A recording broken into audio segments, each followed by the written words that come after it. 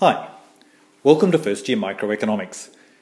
In this presentation, we're going to start discussing why people trade.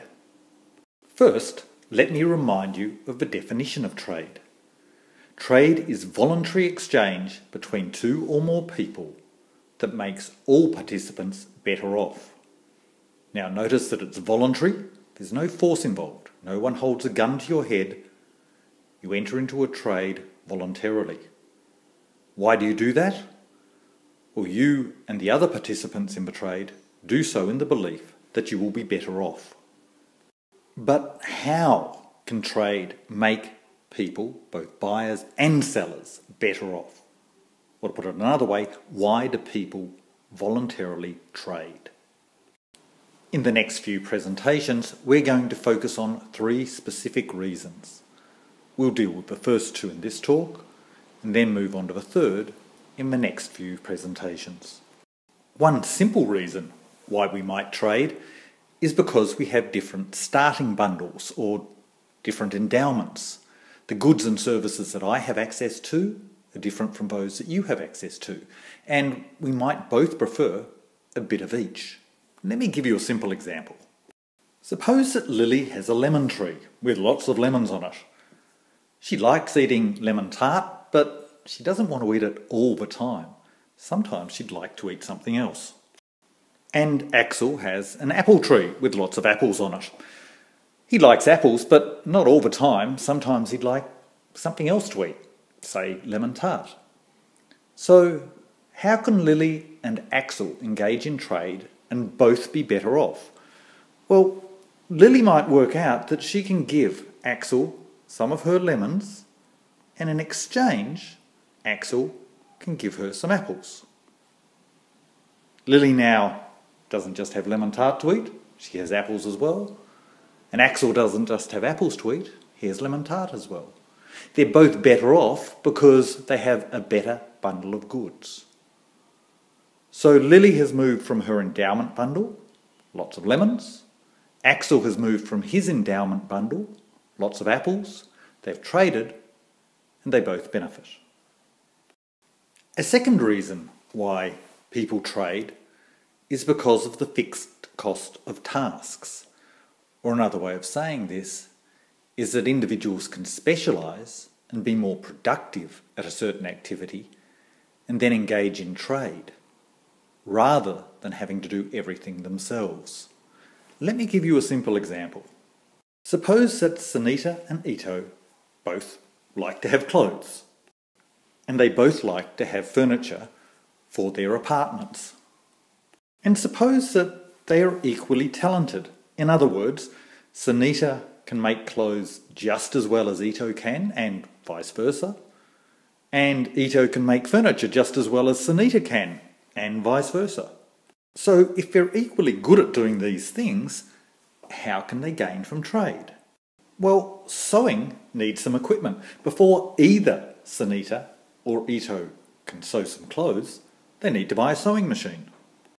And similarly, before either of them can make any furniture, they need some way to cut the wood. They need to buy a circular saw. Now this equipment is expensive, both in terms of the upfront dollar cost of buying it and the cost of learning how to use it properly. So what are the options for Sunita and Ito? Well, the first option is they could do things by themselves. Sunita could go out, buy a sewing machine for herself, learn how to use it and make her own clothes. She could also buy a circular saw, learn how to use it and make her own furniture.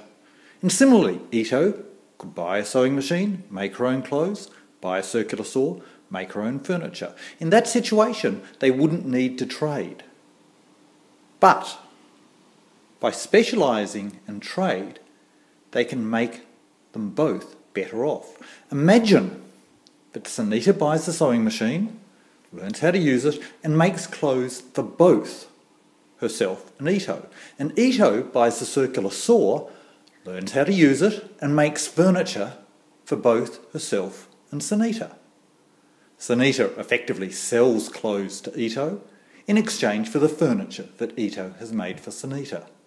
They can both be better off because they've saved the cost of the equipment, They've saved the time it takes to learn how to use the equipment, and so they're able to produce more clothes and more furniture that they can then share. This type of specialisation, what's sometimes called a division of labour between Sunita and Ito, means they can both have more at a lower cost. Adam Smith is sometimes thought to be the founding father of modern economics. In his famous book, The Wealth of Nations, he talks about the gains from trade due to specialisation, or what he refers to as the division of labour. He uses a simple example of a pin factory. Let me quote from The Wealth of Nations. He notes that a workman not educated to this business, nor acquainted with the use of the machinery employed in it, could scarce, perhaps with his utmost industry, make 1 pin in a day, and certainly could not make 20. He then goes on to talk about how a real pin factory actually works. He notes that there's 18 different tasks.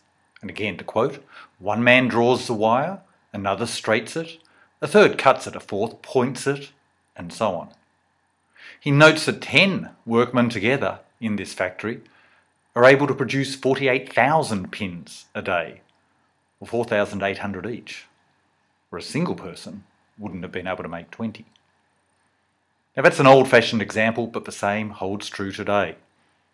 Think of a computer that you're watching this video on. If someone asked you to actually make the computer, to write the software, if you're like me, you wouldn't have a clue. Indeed, if somebody told me that I had to grow my own food from now on, and I wasn't able to trade with farmers and through shops, then, well, at best, I'd probably have a pretty boring diet. At worst, I'd starve to death. We're all better because each of us specialises what we do and trades with each other, and this makes us all better off. So far, we've discussed 2 reasons why people might engage in voluntary exchange to become better off. The first reason is different endowments. The second reason was the fixed cost of tasks.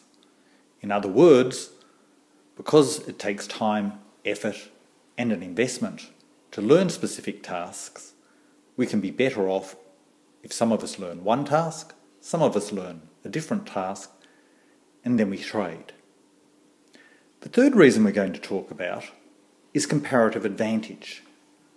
This is the idea that people with different opportunity costs can specialise in production and then trade to be made better off. It might sound a bit like the fixed cost of tasks, but the logic behind comparative advantage is quite different.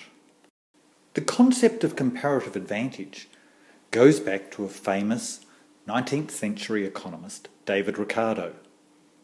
It's quite a subtle concept, so we're going to be spending the next 3 presentations looking at comparative advantage.